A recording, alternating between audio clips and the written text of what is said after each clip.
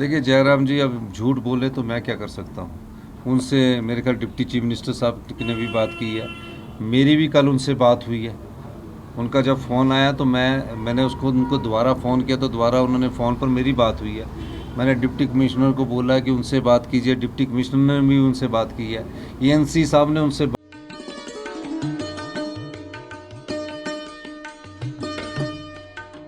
प्रदेश सरकार ने बागवानों की लंबे समय से चल रही यूनिवर्सल कार्टन की मांग को पूरा किया है, जिससे सेब को अंतर्राष्ट्रीय मानकों के अनुरूप बेचा जा रहा है।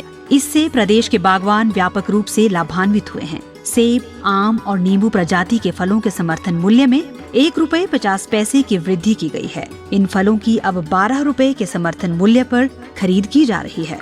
बागवानी बहुल क्षेत्र रोहड़ू में 29 करोड़ 22 लाख रुपए से निर्मित अत्याधुनिक सीए स्टोर बागवानों को समर्पित किया गया है और जिला किन्नौर के टापरी में जियोथर्मल तकनीक से विश्व का पहला सीए स्टोर निर्मित किया जा रहा है। 1292 करोड़ रुपए की HP शिवा परियोजना के तहत बिलासपुर, हमीरपुर, कांगड़ा, मंडी, सोलन और सिरमौर जिलों में फल उत्पादन को बढ़ावा दिया जा रहा है।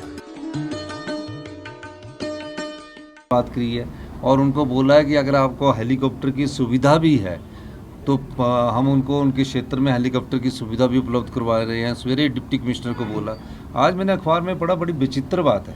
मेरी कल उनसे बात हुई है और पूर्व मुख्यमंत्री हैं, उनके मुंह से अगर ये झूठ बोलना है राजनीतिक रोटियां सेकने के लिए तो वो बोलते रहे, वो उनका कार्य कर्तव्य है।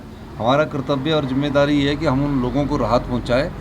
जहाँ मैं जा सकता, मैं जंजैली भी गया, एक ही दिन में मैं 3 घंटे धर्मपुर चलने के बावजूद धर्मपुर के उस गांव में गया, क्षतिग्रस्त गांव में गया, और उसके बाद मैं पैदल वहाँ गाड़ी से सरका घाट आया। 3 घंटे की गाड़ी के सफ़र करने के बाद उसके बाद मुझे पता लगा कि जंजैली में फूड नहीं है।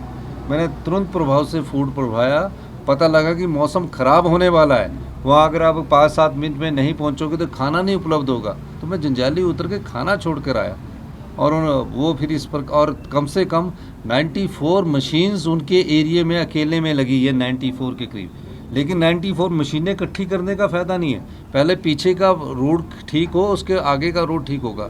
जलपूर्ति की योजना ठीक नहीं है। उन्हें मंडी आके प्रेस कॉन्फ्रेंस नहीं करनी चाहिए थी, उन्हें वहाँ लोगों के बीच, सराज विधानसभा क्षेत्र में लोगों के बीच बैठ के लोगों की सेवा करनी चाहिए थी।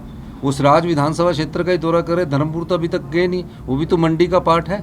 वहाँ हमारे जो लोकल विधायक चंद्रशेखर जी है, वो दिन रात लगे हुए हैं, मुझे उस क्षेत्र में लेके गए और एकदम कार्य कर रहे हैं। पूरे हिमाचल प्रदेश में नुकसान हो रहा है। मुख्यमंत्री का दायित्व और कर्तव्य होता है कि पूरे हिमाचल प्रदेश में जहाँ भी नुकसान हो रहा है वहाँ लोगों की समस्याओं का समाधान करे।